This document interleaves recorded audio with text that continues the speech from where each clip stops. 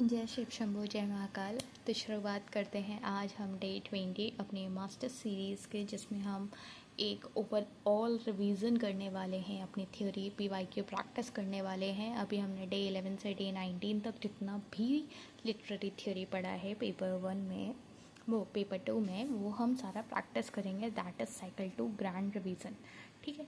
और साथ ही में हम आपको बता दें कि अगर आप तैयारी कर रहे हैं और सीरियस हैं तो आप ये जान लीजिए आपको पेपर 1 और पेपर 2 में दोनों में बैलेंस बना के चलना पड़ेगा। तो अगर अभी तक आपने पेपर 1 स्टार्ट भी नहीं किया है तो लेट मी टेल यू कि डे 20 तक में हमने मास्टर सीरीज़ में पेपर 1 में 6 यूनिट्स कंप्लीट कर ली हैं आउट ऑफ 10, है ना। तो अगर अभी तक आपने नहीं किया है तो आप मेरा हाथ पकड़ सकते हैं, आप चीज़ें कर सकते हैं स्टार्ट। मैं सारी प्लेलिस्ट बनी हुई है, वहाँ से स्टार्ट कर लो, चीज़ें समझ लो, है ना। कोई दिक्कत वाली बात नहीं है। अगली बात अगर हम करें तो आज हम करने वाले हैं एक पूरी अच्छे तरीके से थ्योरी पीवाईक्यू प्रैक्टिस। अब इसमें ख़ास बात ये है कि मैं आपके लिए हर एक थ्योरी का फास्ट फॉरवर्ड रिवीजन कराऊंगी, उसके बाद उस पर रियल पीवाईक्यूज़ आए हुए जो हैं उनके क्वेश्चंस कराऊंगी, ठीक है। मेरा बहुत ज़्यादा मन था कि मैं इस लेक्चर को लाइव लूँ, जिससे आप मेरे से इंटरेक्ट कर पाएँ, आप चीज़ें बता पाएँ, आंसर बता पाएँ। But the thing is we have minimum eligibility to be live with mobile phone, जो हम क्राइटेरिया कंप्लीट नहीं कर रहे हैं, इसलिए I am not able to take this lecture live.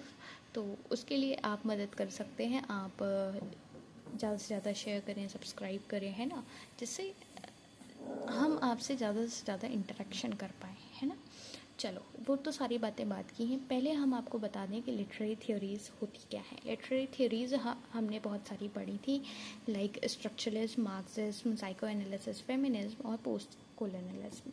सबके 10-10 क्वेश्चन हैं और वो क्वेश्चन से जो रियल में आए हुए हैं, है ना। तो कुछ भी चीज़ें हल्के में मत लेना, बहुत ही ध्यान से, बहुत ही फास्ट फॉरवर्ड तरीके से हम चीज़ें स्टार्ट करने वाले हैं। तो पेन कॉपी लेके बैठ जाओ, तैयार हो जाओ आंसर देने के लिए। और इतनी बात याद रखना कि ये हम रिवीजन करा रहे हैं, तो डोंट एक्सपेक्ट कि आपको यहाँ पे मैं हर एक थ्योरी बहुत डिटेल में समझा रही हूँ, है ना। वो मैंने जैसे ये है तो इसमें लिखा हुआ है कि डे 11 और डे 12 में मैंने स्ट्रक्चरलिज्म आपको कम्प्लीटली बताया है। तो इट्स डिपेंड अपॉन यू कि आप इसको कवर अप करते हो या नहीं करते हो। क्योंकि शुरुआत में ही मैंने आपसे अभी 20 दिन पहले ये कहा था कि आप मेरे को 50 दिन दे दो, बस अपने 50 दिन दे दो, मैं आपको उसमें थ्योरी भी पढ़ाऊँगी, सारी जितनी भी पेपर 1 की है, पेपर 2 का है, सारा कॉन्सेप्ट समझाऊँगी, रिवीजन कराऊँगी, पीवाईक्यूज़ कराऊँगी, सब कुछ कराऊँगी। और सारा लिमिटेड टाइम में मैक्सिमम आउटपुट दोगे। और ऐसे कराऊँगी कि आपको कीवर्ड्स, पीवाईक्यू फोकस्ड कंटेंट दूँगी, क्योंकि आपको कीवर्ड्स देख के पीवाईक्यू के आंसर मिलने लग जाएंगे, है ना। ये बात हमने करी थी। और आज ये चीज़ आप देखेंगे कि कैसे आपको केवल पीवाईक्यूज़ पता होने से, भले ही आपको बड़ी बड़ी गाथा ना पता हो, केवल पीवाईक्यूज़ में आपको कॉन्सेप्ट पता होने से, कीवर्ड्स पता होने से आप कैसे आंसर तुरंत ऐसे निकालेंगे, है ना। तो चलिए शुरुआत करते हैं बिना किसी देरी के। जैसे कि हमने सबसे पहले पढ़ा है स्ट्रक्चरलिज्म एंड फर्डिनेंड डे सॉसुर, मतलब फर्डिनेंड साहब। तो उनके बारे में हमने ये देखा था कि उन्होंने एक थ्योरी दी थी, उन्होंने अपनी बात रखी थी कि साइन जो होता है वो सिग्निफायर और सिग्निफाइड से मिलके बनता है ना। मैं इस स्पेस में बोल रही हूँ कि आपको 2x नहीं करना पड़ेगा, है ना। आप थोड़ा ध्यान लगा के मेरी बात सुनते रहना, और फिर आपको अगर कुछ नया समझ में आए तो कमेंट बॉक्स आपका है, आप अपनी बात रखिएगा, हम आपकी बात सुनेंगे, समझेंगे और सॉल्यूशन निकालेंगे, है ना। तो साइन किससे बन रहा है, सिग्निफायर और सिग्निफाइड से। जो बच्चे बिल्कुल नए हैं तो आई एम सॉरी, आपके लिए वही बेहतर होगा कि आप लिटरेरी थ्योरीज पहले जान लें कि होती क्या है, उनका बेस कॉन्सेप्ट, सारी चीज़ें में। जैसे स्ट्रक्चरलिज्म ऐसी यूनिट है ना, कि ऐसी लिटरेरी थ्योरी है जिसपे लोग 5-5 हफ्ता लगा देते हैं, बट हमने वो 2 दिन में कवर की है, ठीक है। और वो भी ऐसा नहीं है कि 4-4 घंटे का लेक्चर लिया है, मैक्सिमम 1 घंटे का लेक्चर होगा। तो उसको आप फटाफट कवर अप करके तब आप अगर ये पूरा रिवीजन करेंगे तो बहुत फ़ायदा मिलेगा। वरना अगर आप बिगिनर नहीं हैं तो आप मेरे साथ चल सकते हैं, आपको चीज़ें क्लियर होती रहेंगी। आपको समझ आ रहा होगा कि साइन जो बनता है वो सिग्निफायर और सिग्निफाइड से मिलके बनता है। सिग्निफायर क्या होता है, हमारी साउंड इमेज होती है या फिर रिटन फॉर्म होती है। वहीं पर सिग्निफाइड हमारा मेंटल कॉन्सेप्ट होता है कि हमारे दिमाग में वो क्या कॉन्सेप्ट बैठा हुआ होता है। और ये लिंक बिल्कुल भी आर्बिट्रेरी होता है, कहीं भी natural bond between word and thing नहीं होता है। वहीं हमने देखा था लिंग और पैरोल का कॉन्सेप्ट। लिंग और पैरोल में हमने देखा था कि जो एब्स्ट्रैक्ट लिंग्विस्टिक सिस्टम है, ये सारे ऐसे कीवर्ड्स हैं जो डायरेक्टली आपको पीवाईक्यू में देखने को मिलते हैं, है ना। तो ये आपको कुछ भी इसमें से गायब नहीं करना है, ये सारी चीज़ें अपने दिमाग में बिल्कुल बिठा लेनी है। लिंग क्या होता है? लिंग हमारा लैंग्वेज सिस्टम होता है जिसमें हमारे रूल्स आते हैं, ग्रामर आती है, वोकैब आती है। वहीं पैरोल हमारा इंडिविजुअल स्पीच एक्ट होता है कि कोई किसी चीज़ को कैसे प्रोनाउंस कर रहा है। तो प्रोनाउंस से पैरोल याद कर लो, लैंग से लैंग्वेज सिस्टम याद कर लो। अगर मैं बात करूं कि स्ट्रक्चरलिज्म क्या स्टडी करता है, तो स्ट्रक्चरलिज्म लैंग स्टडी करता है।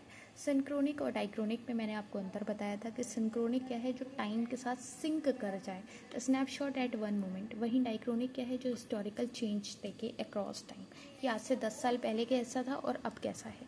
तो स्ट्रक्चरलिस्ट क्या प्रेफर कर रहे हैं? स्ट्रक्चरलिस्ट प्रेफर कर रहे हैं सिंक्रोनिक स्टडी। ये सारी ऐसी चीज़ें हैं जो मैं आपको फटाफट रिवाइज़ करा रही हूँ। डैट डजंट मीन कि ये इंपॉर्टेंस नहीं रख रही, यही चीज़ें इंपॉर्टेंस रख रही हैं, इसीलिए मैं बार बार रिवाइज़ करा रही हूँ, है ना। मीनिंग फ्रॉम डिफरेंस याद रखना है आपको कि कोई भी एक मीनिंग अगर बनता है तो वो sign mean by being different from other sign. Cat bat और कैप नहीं हो सकती, इसलिए वो कैट है ना। जो डिफरेंस है वो क्रिएट करता है मीनिंग, नॉट एसेंस।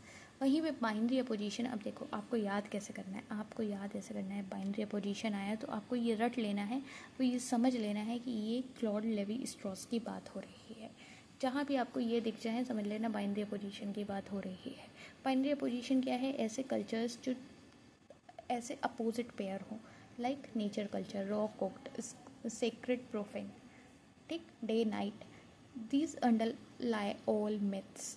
वहीं अगर मैं प्रॉप्स की मॉर्फोलॉजी की बात करूं तो इसमें 31 नैरेटिव, जहां आपको प्रॉप मॉर्फोलॉजी दिख जाए वहां आपको देख लेना है कि 30 ब्लैडिमिर प्रॉप मॉर्फोलॉजी दिख जाए वहां आपको तुरंत देख लेना है कि 31 नैरेटिव फंक्शन और 7 करेक्टर टाइप हैं जो रिकरिंग हो रहे हैं रशियन फोक टेल्स में, अंडरलाइंग ग्रामर ऑफ नैरेटिव्स। अब मैं आपको ये बात खास बताना चाहती हूँ कि अगर आपको ये चीज़ें नहीं मालूम है ना, कोई ज़बरदस्ती नहीं है इस वीडियो में रुकने की, आपको जाके तुरंत डे 11 और डे 12 को देखना है। क्यों देखना है? क्योंकि वो आपको देखना ज़रूरी है। अगर आप ये 31 नैरेटिव स्ट्रक्चर और 7 करेक्टर टाइप आपको मालूम ही नहीं है, अब 7 करेक्टर में से किसी भी एक करेक्टर का आपको क्वेश्चन आ गया, आप क्या करेंगे बताइए? है दिक्कत वाली बात? वजह समझ में आ रही है? अब डॉक्टर साहब आपसे कह रहे हैं पहले ब्लड टेस्ट करा के आओ, ब्लड टेस्ट करा के आओ, नहीं आप कह रहे हो नीली पीली गोली दे दो, नीली पीली गोली दे दो। तो नीली पीली गोली की तरह काम करेगी, और ब्लड टेस्ट करा लोगे तो सही चीज़ पे पहुंच पाओगे, है ना। तो आप कहोगे कि आप हर बात में इतना दवाइयाँ क्यों ले आते हो, तो बेटा मेरी ज़िंदगी दवाइयों से भरी हुई है ना। बहुत सारे मेडिकल इश्यूज़ की वजह से हम को इस बात का दुख भी है कि हम चीज़ें बहुत ज़्यादा ऐसे टाइमली कंसिस्टेंटली तो अपलोड कर रहे हैं, बट टाइमली नहीं कर पा रहे हैं कि हम एक लेक्चर रोज़ 6 ही बजे करते हैं, वो नहीं हो पा रहा है ना। तो उसके लिए हमारी तरफ से सॉरी है जी। और बाकी आप कितना कंसिस्टेंट है ये ज़रा एक बार मेरे को बताओ, 20 दिन में से आपकी कितने दिन की स्ट्रीक है। रोलिन बार्थ्स की जब बात आती है तो हम मिथ देखते हैं, माइथोलॉजीज देखते हैं, और रोलिन बार्थ्स की जब बात आती है तो डेथ ऑफ द ऑथर देखते हैं।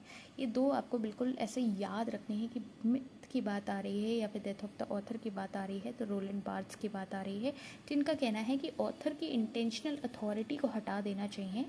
जब भी एक टेक्स्ट पब्लिश हो जाए उसके बाद ऑथर का रोल ख़त्म हो जाता है, उसकी लाइफ कैसी है, वो कैसा है, उससे कोई मतलब नहीं है, उस टेक्स्ट का क्या मतलब निकल रहा है, वो मल्टीपल मीनिंग्स रीडर निकालता है। तो डेथ ऑफ द ऑथर ये हम आपको पढ़ना है, अगर अभी तक नहीं पढ़ा है पढ़ लो बेटा। माइथोलॉजीज क्या है? सेकेंड ऑर्डर सिग्निफिकेशन, ये ऐसे कीवर्ड्स हैं जो आपको देख के रखने हैं, है ना, पकड़ के रखने हैं। That naturalizes bourgeois ideology as common sense. Todorov का स्टोरी वर्सेस डिस्कोर्स, स्टोरी क्या है? Fabula, that is events in chronological order, और वहीं डिस्कोर्स क्या है? Syuzhet, that is how the story is narrated, arrangement कैसा है, टेक्निक कैसी है। ये हमें स्टोरी वर्सेस डिस्कोर्स किसने बताया है? टोडरोफ ने बताया है। अब हमने देखा कि फर्डिनेंड साहब ने 1916 में लैंग्वेज बता दिया as a system of preferences. फिर वहाँ पे लेवी स्ट्रॉस आए जिन्होंने कह दिया कि myth share deep binary structure across binary opposition दे दिया। फिर प्रॉप ने अपने narrative structure function form share करे और बाद में culture as a science system myth naturalizes ideology बताया। क्राइसिस कहाँ पे आए? क्राइसिस ऐसे आया कि जब बात उठी, क्वेश्चन उठा कि क्या स्ट्रक्चर पूरी तरीके से मीनिंग को एक्सप्लेन कर पा रहे हैं। वहीं से हमारा आ गया पोस्ट स्ट्रक्चरलिज्म, जो हम आगे करेंगे, है ना। अभी हम इसके क्वेश्चंस करते हैं फटाफट से। और ये देखो जून में आया हुआ है 2019 में। अब आप कहेंगे इतना पुराना करेंगे? हाँ, इतना पुराना भी करेंगे, नया भी करेंगे, सब कुछ करेंगे, लेटेस्ट भी करेंगे। बट अभी जो आपको जानना ज़रूरी है पहले उस पर ध्यान दीजिए। आप ऐसा अपने अंदर डर मत बिठाइए कि बहुत कठिन चीज़ें आती हैं। आप बेस से चलेंगे ना, फिर आप कितनी भी ऊंचाई पे जा सकते हैं। तो आप बेस चलने पे ध्यान दीजिए, मेरा हाथ पकड़ के चलिए, मैं आपको ऊंचाइयों तक पहुंचाऊंगी। ठीक है, आपको मिलेगा अच्छे से अच्छा रिजल्ट मिलेगा। फर्डिनेंड साहब का जो ये है, Ferdinand de Saussure linguistic sign is composed of. अब साइन की बात आ रही है कि साइन किससे कंपोज्ड हो रहा है। तो साइन का एक मैंने सीधा सा बताया कि साइन सिग्निफायर और सिग्निफाइड से कंपोज होता है। अब आपको 4 ऑप्शन देखने की भी ज़रूरत नहीं है, आप तुरंत ऐसे ही बता देंगे कि क्या आंसर है। बताइए, बी ऑप्शन है, लगा दूं बिना किसी दिक्कत के। हम थोड़ा स्पीड में चलेंगे, देखो, क्योंकि हम बहुत सारे क्वेश्चन लेके आए हैं, बहुत सारी चीज़ें लेके आए हैं, बहुत आराम आराम से। ऐसा तो है नहीं कि हमको यहाँ पे अपना वॉच टाइम बढ़ाना है तो हम आपके साथ मीठी मीठी बातें करते हुए अपना टाइम काटें। वो वाला हमारा हिसाब है नहीं, है ना। और ना हम इस बात की परवाह कर रहे हैं कि हमने 100 वीडियो डाल दी, 150 वीडियो डाल दी और हमारे सब्सक्राइबर नहीं बढ़ रहे, ये नहीं बढ़ रहे, वो नहीं बढ़ रहे। भाई, हम अपना काम अपनी शिद्दत से कर रहे हैं, हमें पढ़ाना पसंद आ रहा है, हमको आपको गाइड करना पसंद आ रहा है, हम वो काम कर रहे हैं, है ना। और आपको हमारा हमारा पढ़ाना या हमारी चीज़ें, हम जैसे लिमिटेड टाइम में मैक्सिमम चीज़ें आपको करा दे रहे हैं, वो पसंद आएगा तो आप डेफिनेटली प्यार दोगे, है ना। कभी कोई चीज़ मांगने से नहीं मिलती है, आप जिसके हकदार होते हैं आपको वो चीज़ अपने आप मिल जाती है। इतनी बात याद रखना, है ना। और ज्ञान की देवी नहीं बनूंगी, बस बात बताती जाऊंगी, सुनते जाना। पहला क्वेश्चन हमने कर लिया है और इसका आंसर जो वो बिल्कुल नए हैं वो ये पढ़ ले, उनको चीज़ें समझ में आ जाएंगी। क्योंकि ये वही बात है जो हम ऊपर बताते हुए आ रहे हैं, ठीक है। और बहुत बहुत ही ऐसे आप ये समझिए क्या क्या क्या लिखा है, आप पढ़ के देखिए एक बार, आपको समझ में आएगा कि आप क्या ही कितने अच्छे तरीके से समझा रहे हो, है ना। अगला क्वेश्चन है कि फर्डिनेंड साहब की जो लिंग्विस्टिक्स हैं, पता है ये जो साहब आ रहा है, ये साहब ऐसे आ रहा है कि हम पढ़ते हैं जॉन एलिया साहब, तो वही वो साहब लग जाता है ना। तो ऐसा कोई वो मत हो जाना, क्यों क्यों क्यों साहब। अब देखो, जैसे ही हमारे पास आ गया कि जो हमारा लिंग्विस्टिक है उसमें distinction between langue and parole is best described as. भाई इतना नहीं होना है, इतना हाईलाइट नहीं होना है। हाँ, लैंग और पेरोल का जैसे ही कॉन्सेप्ट आ गया वैसे फिर वही बात नहीं करूँगी हाईलाइट। लैंग और पेरोल का जल्दी से बताओ। लैंग है तो आपके दिमाग में लैंग्वेज सिस्टम आ जाना चाहिए, और पेरोल है तो स्पीच एक्ट आ जाना चाहिए, प्रोनाउंसिएशन आ जाना चाहिए। चारों ऑप्शन में आपको कहीं पे दिख रहा है। मैं आपको एलिमिनेट करना भी सिखाऊंगी, सब कुछ सिखाऊंगी, बट डायरेक्ट जहाँ पे कीवर्ड आप पकड़ पा रहे हो वहाँ आपको 4 चीज़ें सोचने की क्या ज़रूरत है। आप सीधा आंसर देखो ना, कहाँ दिखा? सी दिखा। और एक साथ कॉपी में 1 से 10 तक नंबर डाल लो और हर एक थ्योरी में देखना कि आपके कितने नंबर आ पा रहे हैं। अगर 8 से कम आ रहे हैं तो समझ लेना वो थ्योरी आपको फिर से पढ़नी है, ठीक है।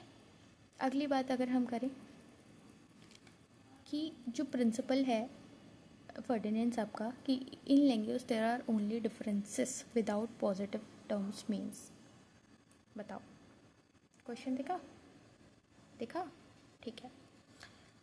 Principle that in language there are only differences without positive terms, इसका क्या मतलब है? डिफरेंसेस की बात हो रही है, तो कहाँ पे? अब इसमें एलिमिनेशन लगा लो, इसमें देख लो, लैंग्वेज कंटेन ओनली नेगेटिव। यहाँ ये बोल रहे हैं विदाउट पॉजिटिव टर्म, तो इस पर तो तुरंत नहीं पहुँच जाएंगे कि नेगेटिव होती है, ये हटा दिया हमने। Author must define term negatively for using, ये भी हमें फालतू बात दिख रही है। Meaning is produced by author, author क्यों करेगा कुछ, हम तो मीनिंग की बात कर रहे हैं। तो हमारा बी ऑप्शन ठीक हो जाएगा। एलिमिनेशन लगा लिया। हम सब कुछ आपको सिखाएंगे लगाना, बस आपको नब्ज़ पकड़ना सिखा रहे हैं हम, ठीक है। इसका आंसर बी आपको समझ में आ गया होगा। अगली बात अगर हम करें, रोलैंड बार्थ्स का concept of myth in Mythologies argues that myth is modern culture function too, ठीक।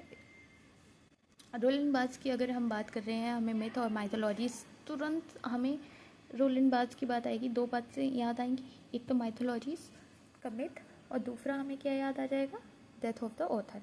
डेथ ऑफ द ऑथर तो है नहीं, मिथ माइथोलॉजीज की बात हो रही है, तो हमें याद आ जाएगा कि हम किसी चीज़ को बहुत ज़्यादा ऐसे यूनिवर्सल बनाने की कोशिश कर रहे थे, है ना। तो आपको तुरंत याद आ जाना चाहिए मेरे हिसाब से, क्योंकि मैंने इतने कीवर्ड्स बार बार पढ़ाए हैं।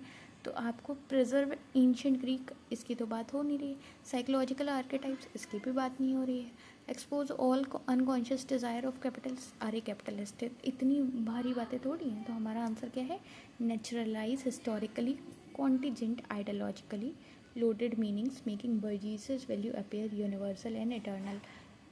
पता नहीं है क्या हो रहा है, अब समझ जाना, ए वाला हमारा आंसर है। अगली बात अगर हम करें, अगले क्वेश्चन पे चलते हैं और फटाफट से देखते हैं कि व्लादिमीर प्रॉप का जो morphology of the folk tale है contributed to structuralist narratology by. अब जैसे ही प्रॉप आ जाए वैसे ही आपको 31 और 7 याद आ जाना है। अब 31 और 7 जहाँ याद आ गया वहाँ आपने क्वेश्चन लगा दिया, आगे आपको पढ़ने की ज़रूरत ही नहीं है। आप इतना जल्दी क्वेश्चंस करने लगेंगे इन कॉन्सेप्ट को समझ के, इन PYQ फोकस्ड कंटेंट को पढ़ के, कि आप कीवर्ड्स पकड़ने लग जाएंगे, और कीवर्ड्स पकड़ने लग जाएंगे आपके लिए सारी चीज़ें आसान हो जाएंगी, ठीक है। मैं ऐसे आपको कोई क्लिक वेट वो नहीं देना चाहती हूँ कि 2 सेकंड में उठाएंगे आंसर, नहीं, मैंने आपको सारा कॉन्सेप्ट समझाया हुआ है, तब मैं आपको बता रही हूँ, है ना। सिंक्रोनिक मेथड अगर हम बात कर रहे हैं, सिंक्रोनिक यानी कि टाइम के साथ सिंक कर रहा है, टाइम के साथ सिंक कर रहा है, तो इसमें हम देख लेते हैं, एलिमिनेशन लगा के देख लेते हैं। हमें अगर कीवर्ड नहीं दिख रहा है, वैसे मुझे तो दिख रहा है, अगर आपको नहीं दिख रहा है तो कोई बात नहीं, देख लेते हैं। अक्रॉस इट्स एंटायर हिस्टोरिकल हमारा डाइक्रोनिक में होता था, ये तो नहीं होगा। By comparing to geographically separate language, geographic की हमने बात ही नहीं की थी। सिंक्रोनिक मतलब हमारा सिंक कर रहा था टाइम से, मतलब एक मूवमेंट पे हो रहा था, तो सिंगल पॉइंट इन टाइम, अरे वाह, यही तो हमें चाहिए था। तो हमारा आंसर हो गया सी। Through the study of individual speech differences, speech difference की हमारी बात ही नहीं थी, ये भी हमारा हट गया, तो हमारा कौन सा सही हो गया, सी। अगली बात अगर हम करें 6th क्वेश्चन, अभी देखो हमारे, मुझे लगता है 10-15 मिनट हुए हैं हमें पढ़ते हुए, पर हम एक लिटरेरी थ्योरी कंप्लीट करने जा रहे हैं, है ना। 7th क्वेश्चन की बात करूं कि, अब देखो, क्लॉड लेवी स्ट्रॉस आ गए, इनका एंथ्रोपोलॉजी बाय आर्ग्यूइंग डेट। अरे बेटा, मुझे लगता है आपको आंसर दिख जा रहा है, चलो आगे से नहीं दिखेगा, है ना। अगर इसका आंसर दिख गया है तो आप, ये नहीं भी दिखाए, है ना, चलो मान लेते हैं नहीं दिखाए, तो आप ये समझ लो कि जहाँ भी ये स्ट्रॉस आ रहे हैं, यहाँ आपको जहाँ बाइनरी अपोजिशन दिख जाए, आंख बंद करके ऑप्शन लगा देना, सही हो जाएगा।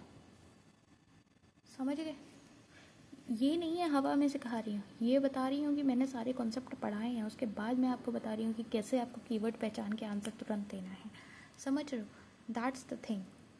अगर कहीं कुछ आगे निकलना है तो इतना तो समझना ही पड़ेगा। अब देखो, रोलैंड बार्थ्स की बात हो रही है, डेथ ऑफ द ऑथर की बात हो रही है, यानी कि यहाँ पे ऑथर का रोल खत्म हो रहा है, रीडर का शुरू हो रहा है। तो authorship is a collective phenomena, no right create, ये तो फालतू बात है, ये तो बात ही नहीं हो रही है हमारे डेथ ऑफ द ऑथर में, है ना, ये तो बात ही नहीं हो रही है। Great author always die before, अरे ऑथर की हम बात ही नहीं कर रहे हैं ना। Literature become more valuable when the author is no longer alive to control interpretations. Assigning a final authoritative meaning to a text based on authorial intent must be abandoned. Meaning belong to reader, not the author. बस यही हमें answer मिल गया, और ये भी हमारी ख़राब बात हो गई। हमारा आंसर क्या हो गया, बताओ जल्दी बताओ, हमारा आंसर हो गया ये। अब जिन बच्चों को लग रहा है कि आप हवा में उड़ा रहे हो, बेटा आपका बेस अच्छा नहीं है। अगर आपका बेस अच्छा होता ना, आप मेरे से इतनी बात कहते ही नहीं। आप कहते हैं मैम मुझे तुरंत आंसर देखने को मिल रहे हैं, मुझे तुरंत पता लग जा रहा है ना। 9th की अगर मैं बात करूँ, अबे हमें टोडरॉफ दिखे, स्टोरी दिखा है, डिस्कोर्स दिखा है, स्टोरी फैबुलर, डिस्कोर्स सियोजेट, ठीक। अब हमें देखने को ये बात मिली थी, जो डिस्कोर्स होता है उसमें नैरेटिव होता है ना। और फैबुला क्या होता है, एक क्रोनोलॉजिकल सीक्वेंस होता है। अब मुझे बता दो आपको दिख रहा है कि नहीं दिख रहा है। अब आप कहोगे आपने ये सब कहाँ पढ़ा दिया, अभी अभी मैंने आपको रिवीजन भी कराया है। आप इतना तो एक बार दिमाग खोल के देखिए, पानी पी लीजिए, कोई बात नहीं, आपसे गले से बात नहीं उतर रही है, कोई बात नहीं। देखो रिवाइज कराया मैंने, टोडरोफ, स्टोरी वर्सेस डिस्कोर्स, सारी ये इंपॉर्टेंट चीज़ें मैं बार बार करा रही हूँ। स्टोरी क्या है, fabula, events in chronological order. Discourse क्या है, हाउ स्टोरी इज नरेटेड, हमारा टेक्निक, हमारी अरेंजमेंट। उसके बाद अगर आप ये आंसर नहीं कर पा रहे हैं तो शर्म की बात है। देखो थोड़ी सी तो शर्म कर लेनी चाहिए, अगर नहीं आ रही है तो कर लो। और मैं चाहती हूँ आपको कोई ऐसी बात बुरी लग जाए कि आप पढ़ने लग जाए, है ना। भले ही मेरे से ना पढ़ें बट पढ़ने लग जाएं, अपने रियल लाइफ में पढ़ने लग जाएं, धोखा ना दें। तो इसमें आपको तुरंत आंसर देखने को मिल गया होगा, स्टोरी इज क्रोनोलॉजिकल सीक्वेंस और discourse is how it is told. आगे समझ में, 8th 9th हमने कर लिया। 10th क्वेश्चन ये आपको करना है, इसका आंसर आपको देना है। इसका आंसर आपको कमेंट डाउन करना है कि कैसे स्ट्रक्चरलिज्म न्यू क्रिटिसिज्म से अलग है, क्या अप्रोच अलग है, इसका आंसर आपको कमेंट डाउन करना है। ओके, हमने एक लिटरेरी थ्योरी कर ली है और अब हम जा रहे हैं अगली लिटरेरी थ्योरी करने। अब आ गए हैं हम अपने मार्क्सिज्म पे। मार्क्सिज्म जो हमने डे 13 और 14 में कराया है, जिसमें हमने आपको बताया था कि कैसे पावर स्ट्रक्चर हमारा शेयर हो रहा था। और इसमें दो इंपॉर्टेंट कॉन्सेप्ट थे, एक बेस का, एक सुपर स्ट्रक्चर का। जल्दी से बता दो, बेस और सुपर स्ट्रक्चर का कॉन्सेप्ट किसने दिया था। इसमें मैंने सारे क्रिटिक्स भी पढ़ाए थे, सब कुछ पढ़ाया है। अगर आपका बेस अच्छा नहीं है, again I am saying go to day 13 and 14 of master series और आप वहाँ से चीज़ें अच्छे से समझ लो, आपको आसानी होगी। अगर आपको आता है, आप बिगनर नहीं हो, आप बहुत होशियार हो, तो आप ये समझो कि बेस सुपर स्ट्रक्चर का हमने जैसे देखा था कि बेस क्या है, हमारा इकोनॉमिक बेस है कि मीन्स ऑफ प्रोडक्शन कौन ओन कर रहा है, जो शेप कर रहा है कल्चरल सुपर स्ट्रक्चर को, like law, religion, education, art, literature. Ideology क्या होती है, जो आइडियाज़ हमें नेचुरल अपीयर होने लगते हैं but serve ruling class interest. Literature both reflects and reproduce ideology.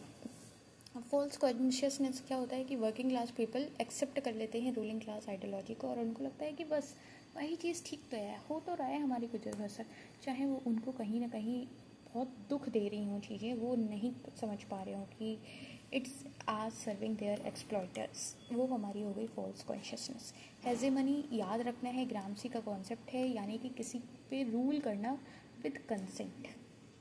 Ruling class maintain power culture through cultural consent, not just by force. इसमें कौन कौन आते हैं, school, media, church, literature, make the rule want to be ruled. आप किसी को rule कर रहे हो with consent not force, that is hegemony. ये बहुत इंपॉर्टेंट कॉन्सेप्ट है, आता है ISS फ्रूजर का, that is ideological state apparatus, जिसमें हमारे स्कूल, चर्च, मीडिया, लिटरेचर आता है, जो रिप्रोड्यूस कर रहा होता है हमारा ruling ideology by interpellating subject into expected roles.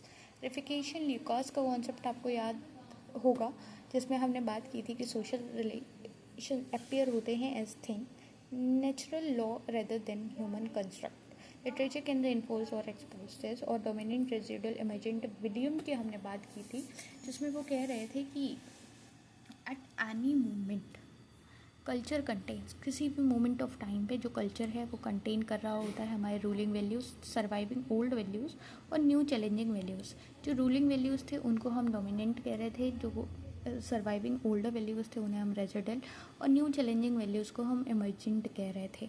ठीक है, ये सारा मुझे लग रहा है आपका रिवीजन अच्छे से होता जा रहा होगा। एक लेटन का अगर मैं बात करूँ कि आइडियोलॉजी केवल रिफ्लेक्टेड नहीं होती टेक्स्ट में, it is produced within them through formal choices with what is narrated, silenced and positioned. Terry Eagleton की ये बात याद रखना। और पहला क्वेश्चन का जल्दी से आंसर बताओ कि मार्क्सिस्ट लिटरेरी क्रिटिसिज्म में जो कॉन्सेप्ट है बेस और सुपर स्ट्रक्चर का, वो क्या बता रहा है।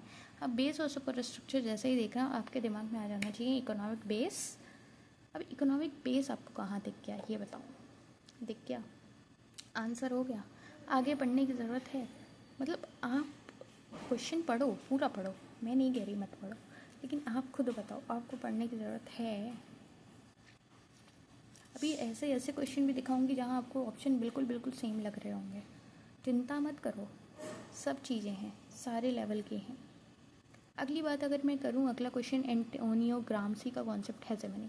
अब हेजेमनी आया तो आपके दिमाग में तुरंत आ जाना चाहिए कि आप किसी पे कंट्रोल कर रहे हैं बाय कंसेंट नॉट फोर्स।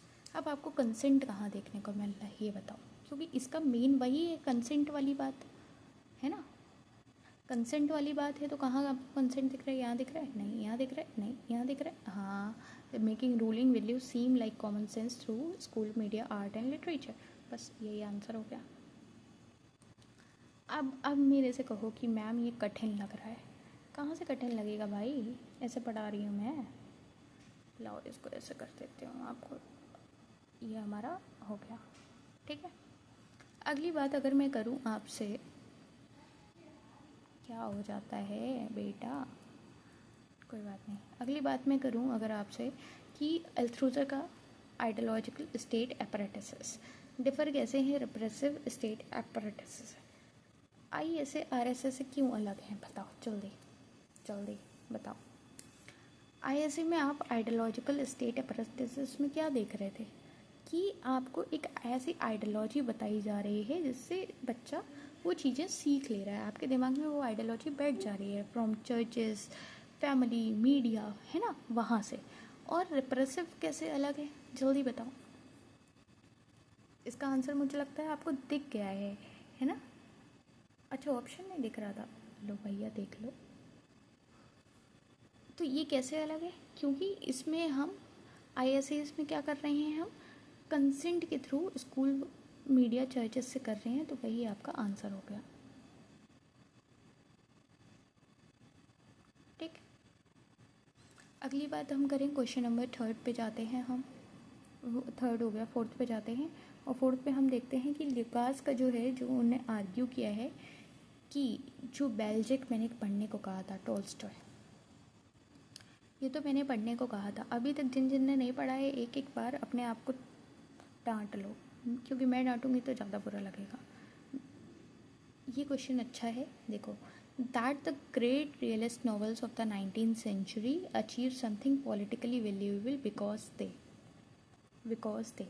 अब जैसे ही आपके पास ल्यूकास का कॉन्सेप्ट आ रहा है ना, भले ही आपने ये ना पढ़ा हो, मैं आपको ट्रिक बता रही हूँ, भले ही आपने ये ना पढ़ा हो, आपके पास जैसे ही रियलिस्ट नॉवल देखने को मिल जाए और ल्यूकास देखने को मिल जाए, आपको समझ जाना है कि रियलिस्ट मतलब रियलिटी निकल के आनी चाहिए नॉवल में से, वही नॉवल अच्छा माना जाएगा जिसमें टोटली रियलिटी निकल के आ रही होगी, कोई आधी अधूरी बात नहीं होगी, टोटली निकल के आ रही होगी, मतलब टोटैलिटी निकल के आ रही होगी। टोटैलिटी आ गया, मिल गया, मिल गया, मिल गया, मिल गया आंसर, मिल गया, मिल गया, मिल गया। बस यही हमारा आंसर है। पता नहीं इतना ज़्यादा क्यों हो जा रहा है, हाईलाइट जो नहीं करना है वो भी हो जा रहा है। लो इससे कर देते हो। ठीक, अगले क्वेश्चन पे हम चलते हैं बिना किसी देरी के और जानते हैं कि क्या चीज़ इम्पोर्टेंट है। 5वां क्वेश्चन हमारे पास है कि रेमंड विलियम का जो कैटेगरीज ऑफ डोमिनेंट है, रेजिडल, इमर्जेंट कल्चर, इनका क्या डिस्क्राइब है, क्या मतलब है, ये बतानी है। अब जैसे कि अभी मैंने रिवाइज़ कराया है, डोमिनेंट, रेजिडल, इमर्जेंट कराया है, नहीं कराया है बताओ। क्या था यहाँ पे, ruling value, surviving old value और न्यू वैल्यू। कहाँ दिखा, डी में दिखा, आंसर लगा दिया, चुपचाप आगे बढ़ गए, कोई दिक्कत वाली बात ही नहीं है। और ये सारे क्वेश्चंस आए हुए हैं, मेरे बनाए हुए नहीं हैं, इस बात को याद रखना, है ना। कॉन्सेप्ट ऑफ रिफिकेशन का कॉन्सेप्ट आपको आया और ल्यूकास दिमाग में आ गया, बट ये होता क्या है ये बताओ जल्दी। अब आपको इसमें अगर एलिमिनेट करना है, आप एलिमिनेट भी कर सकते हो, है ना। आपको शायद सारे ऑप्शंस नहीं दिख रहे हैं, मुझे लगता है, रुको मैं सारे ऑप्शंस दिखा देती हूँ। अब दिख रहे हैं, दिख रहे हैं, ठीक है। अब देखो, रिफिकेशन की बात आ गई, यानी कि आपको इसमें कहीं ना कहीं सोशल रिलेशन बताने थे एज अ थिंग्स। ये अभी रिवाइज करा है मैंने सारी चीज़ें। आंसर मिल रहा है आपको, नहीं मिल रहा है मेरे को बताओ। 7th, टेरी गिलेटन आपको जैसे ही देखने को मिल जाएं, ये सारे कीवर्ड्स हैं जो मैं बार बार बोलती आई हूँ कि आपको अब अच्छे से दिख रहा है, ठीक है। टेरी ग्लेटन की अगर मैं बात करूँ, क्रिटिसिज्म एंड आइडियोलॉजी, तो आपको दिख रहा होगा कि क्रिटिसिज्म और आइडियोलॉजी क्या बता रहा है कि क्रिटिक, अब देखो इसमें एलिमिनेशन लगा लो, आपको आराम हो जाएगा। Critics must write in accessible language to reach working class audience. नहीं, all literature is simply a transparent reflection of the economic conditions. Ideology is not merely mirrored in literature but is actively produced within text with the formal choice what is narrated, what is silenced, whose perfect. बस ये चीज़ ही तो थी जो आपको पढ़नी थी, यही वाली चीज़ तो पकड़नी थी। और ये अगर आप टेरी ग्लेटन के केस में पकड़ लेते जो अभी रिवीजन कराया था, तो आपको आंसर तुरंत मिल जाता, एक नज़र में मिल जाता। फिर आप नहीं कहते फेरो ना नज़र से नज़रिया, है ना। अगले क्वेश्चन की अगर मैं बात करूँ, फॉल्स कॉन्शियसनेस की। फॉल्स कॉन्शियसनेस क्या है कि आपसे हो भी नहीं रहा है फिर भी आप कर रहे हो कि नहीं वो सब करते हैं तो हम भी कर ही लेंगे, हम भी डेली ब्लॉग बना ही लेंगे, है ना, भले ही आपसे नहीं हो रहा है। तो फॉल्स कॉन्शियसनेस की अगर मैं, हम भी आज 12 घंटे पढ़ ही लेंगे काइंड ऑफ थिंग, है ना। तो अब यहाँ क्या आ गया, बिना बिना दिमाग लगाए आपको आंसर दिख रहा है। देखो मुझे मालूम है कि यहाँ पे बहुत से बच्चे ऐसे आएंगे जिनका बेस क्लियर नहीं होगा, तभी तो मैं बार बार आपसे कह रही हूँ कि आप बेस क्लियर करो। और कहाँ से करोगे, ये मस्त सीरीज़ में क्यों चला रही हूँ बताओ। मैं आपको इतना 20 दिन से बच्चों को क्यों तैयार कर रही थी, इसी दिन के लिए तो कर रही थी कि मैं आपको PYQ सीरीज़ लेके आई होंगी और आपको ऐसे आंसर दिखने लगेंगे, समझे।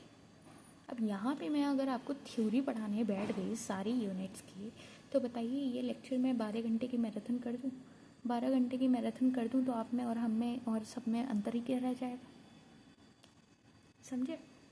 वॉल consciousness, readers internalising the ruling class ideology is a natural truth accepting narrative of individual heroism, meritocracy and social mobility without recognising them as class serving myths.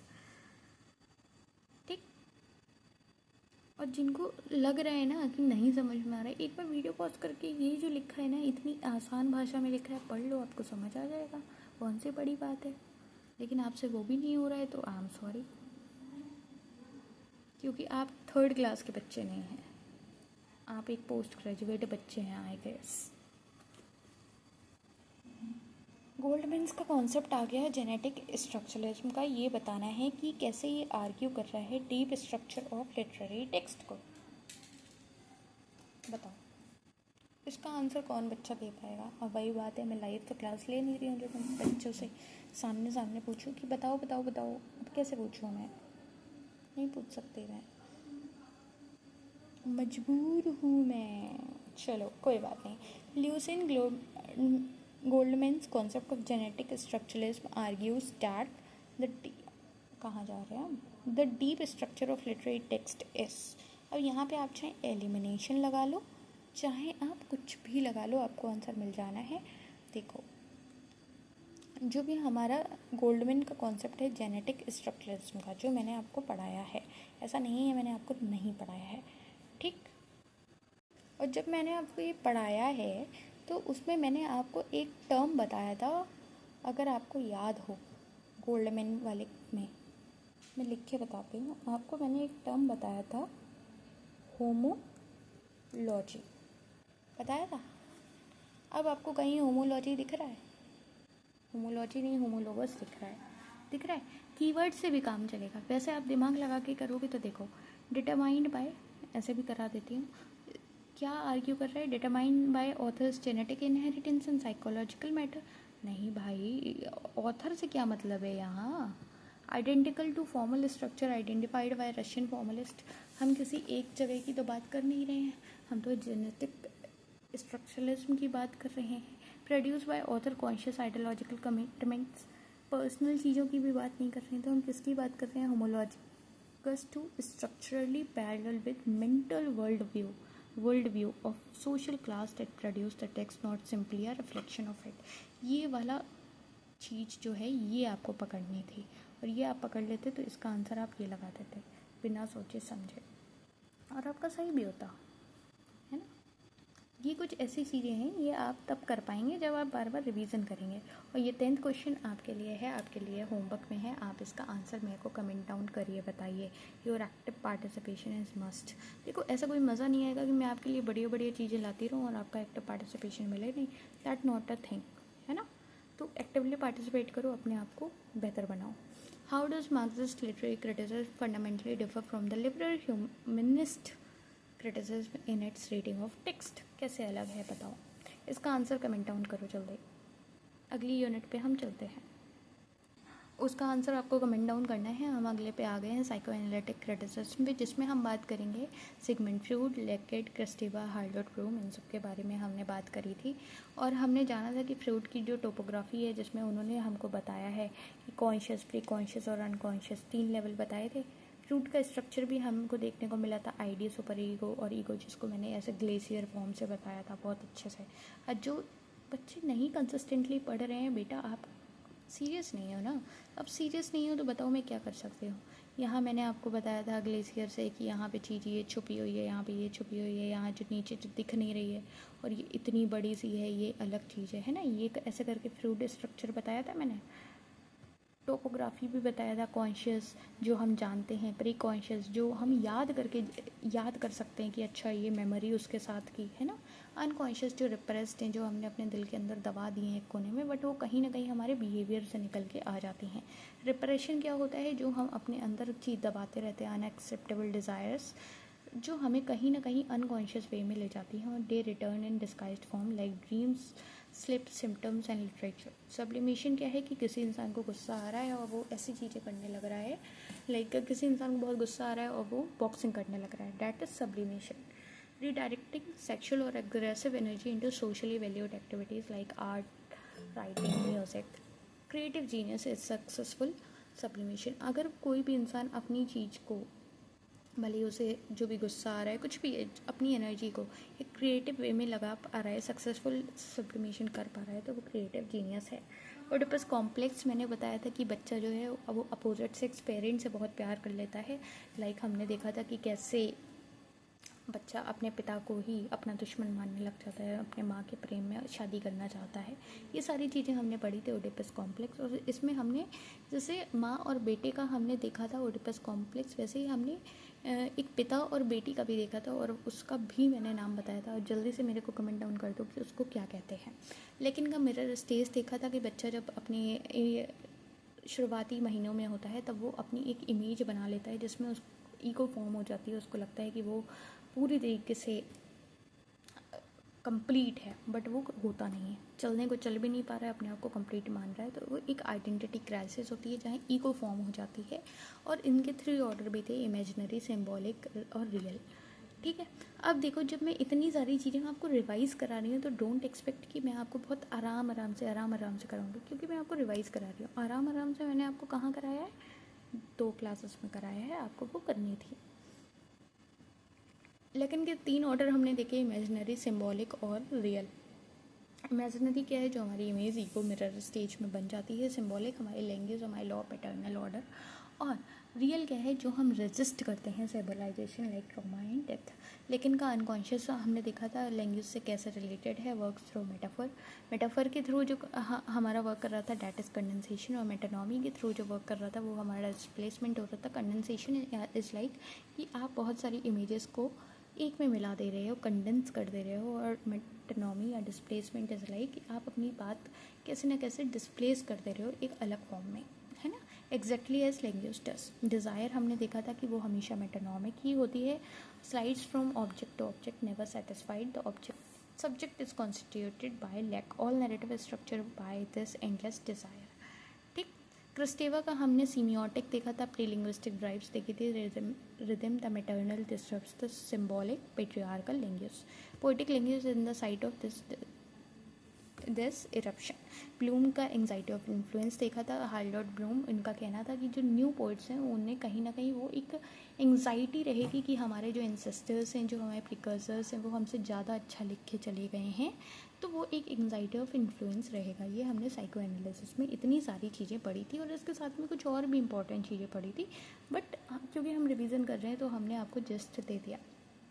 अब हम बात कर रहे हैं पहले क्वेश्चन की कि फ्रूडियन साइकोएनालिटिक क्रिटिसिज्म में जो रिटर्न ऑफ द रिप्रेस्ड है लिटरेरी टेक्स्ट में, ये किसको रेफर कर रहा है। अब जो मेरी क्लास देख के आया है वो 2 क्लास, आई गारंटी कि उसको ये आंसर क्वेश्चन ऑप्शन देखने की भी ज़रूरत नहीं पड़ेगी और वो बता देगा, वो तुरंत वो कीवर्ड ढूंढ लेगा। इसलिए कह रही हूँ कि अभी तक अगर नहीं देखा है, you should have to watch and study. केवल वॉच नहीं, स्टडी, पढ़ना भी है कि बस देख लिया सीरीज़ चल रही है, नहीं बेटा। इन फ्रूडियन साइकोएनालिटिक क्रिटिसिज्म की अगर मैं बात करूँ तो रिटर्न ऑफ द रिप्रेस जो है वो लिटरेरी टेक्स्ट में किस चीज़ को रेफर कर रहा है, जल्दी बताओ। करेक्टर जो एग्जाइल से आ जा रहे हैं उसे, रिप्रेस डिज़ायर जो हम अपने अनकॉन्शियस री एमर्जिंग कर ले रहे हैं, या सप्रेस्ड माइनॉरिटी वॉइसेस, या रीडर फॉरगेटन मेमोरी, बताओ जल्दी। अब एलिमिनेट आपको करना आता होगा तो आप 2 ऑप्शन तो बिल्कुल एलिमिनेट कर देंगे, मतलब इतना तो इंसान के अंदर वो अकल आ जाती है कि 2 ऑप्शन तो वो एलिमिनेट करना सीख ही जाता है, 2 बचते हैं। अब रिप्रेस्ड की बात हो रही है तो इसमें सप्रेस्ड का क्या काम हो रहा होगा ये तो आप समझ पा रहे होंगे, है ना। ये हमारा 20 का आंसर हो गया। जिनको नहीं समझ आ रहा है वो एक बार ये पढ़ेंगे, उन्हें समझ आ जाएगा, ठीक है। फ्रूट का जो कॉन्सेप्ट है ये पता नहीं इतना ज़्यादा आज हाईलाइट क्यों हो रहा है, बट कोई बात नहीं, इसका आंसर मैं छोटा सा हाईलाइट कर देती हूँ, आज समझ जाना, ये वाला आंसर है, ठीक है। बी, फ्रूट का जो कॉन्सेप्ट है सब्लिमेशन का, वो जो प्रोसेस में लग रहा है उसे हम क्या कह रहे हैं। देखो जैसे सब्लिमेशन मैंने कहा, डिस्प्लेसमेंट हो रहा, सब्लिमेशन मैंने कहा है ना, आप अपनी चीज़ को किसी क्रिएटिव फॉर्म में लगा दे रहे हो या ऐसे ही अपनी एनर्जी लगा दे रहे हो जो कहीं ना कहीं शिफ्ट हो जा रही है, creative process of literary argues. और जैसे ही सब्लिमेशन आपने देखा, आपको कहीं ना कहीं वो डिस्प्लेसमेंट देखना है, आपको वो चीज़ देखनी है कि कैसे कहीं पे आप क्रिएटिव एनर्जी लगा रहे हैं। Great author write at elevated sublime register, नहीं। Author suppress all feeling while writing, नहीं। Libidinal sexual and aggressive desires cannot be directly expressed or redirected into social value creative activities like writing, which is the reverse। बस यही आपका answer है, आपको मिल गया। आपको भागने की ज़रूरत नहीं है, आपको पहचानने की ज़रूरत है, आपकी पहचान अच्छी होनी चाहिए, समझ गए। ये सी आपका आंसर हो गया। आपको कीवर्ड्स पकड़ने आने चाहिए, जो इतनी देर से मैं आपको कोशिश कर रही हूँ समझाने की। लेकिन का mirror stage significant for literary theory because it argues that. Mirror stage में क्या हो रहा था, एक सेल्फ बन जा रहा था, एक ईगो बन जा रहा था। A children develop language by imitating what adults do in mirror, नहीं, हम तो बात ये कर रहे हैं कि वो क्या self reflection and introspection for the foundation of all literary creativity. भाई ऐसा थोड़ी बात हम कर रहे हैं, हमने क्या बात की थी, हमने बात क्या की थी, ये रिफाइंड कोहेरेंट सेल्फ बन जा रहा है जो एक फिक्शनल कंस्ट्रक्ट है। On the fundamental misrecognition, the ego is an imaginary identification not an authentic core identity। अब इतनी देर से मैं लगातार बोले जा रही हूँ, मेरे को पानी पीने की ज़रूरत है, आप भी पानी पी लो, है ना। और थोड़ा सा मैं ज़रा एक बार आँखों में दवा डाल लूँ, 1 मिनट रुकना बस, क्योंकि बात यह है कि मेडिकल इश्यूज़ इतने हो रखे हैं कि जीना मुश्किल है, और गर्मी में तो और। But the thing is we have to, और तभी अभी हम कहीं ना कहीं कंसिस्टेंटली तो चीज़ें कर पा रहे हैं, बट हम टाइमली नहीं कर पा रहे हैं, है ना। कुछ ऊपर नीचे हो रही है, मुझे लगता है तब तक आप बैकलॉग कंप्लीट कर रहे होंगे।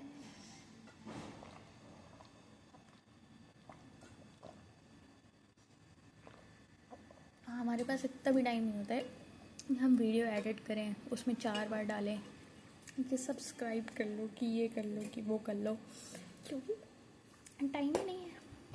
और टाइम नहीं है, और दूसरा आँखों की इतनी हालत नहीं है कि मैं आपको चीज़ें कर पाऊँ। ये क्लास लेने के बाद मैं कम से कम मैं आपको बताऊँ कि मैं पूरा दिन अंधेरे में रहती हूँ, एक बंद कमरे में, क्योंकि मेरे को लाइट से दिक्कत है।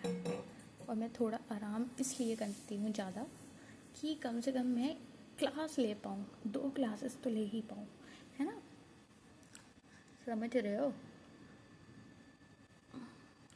और उसके बाद भी आपका एक्टिव पार्टिसिपेशन ना मिले तो सोचो इंसान को कितना बुरा लगेगा। कोई बात नहीं, एक लाइन बोली थी मैंने अभी शुरुआत में, वो याद आ गई मेरे को। कोई बात नहीं। फोर्थ क्वेश्चन की अगर तरफ मैं बात करूँ, लेकिन स्टेटमेंट जो है unconscious is structured like a language, फिर से इतना ज़्यादा हाईलाइट हो रहा है, कोई बात नहीं। Unconscious is structured like a language means, बताओ जल्दी। हाथ भी थक जाता है भाई, फ़ोन हिल रहा है थोड़ा तो क्या हुआ। One can only access the unconscious through the verbal, oh sorry यार आंसर दिख गया, कोई बात नहीं चलो।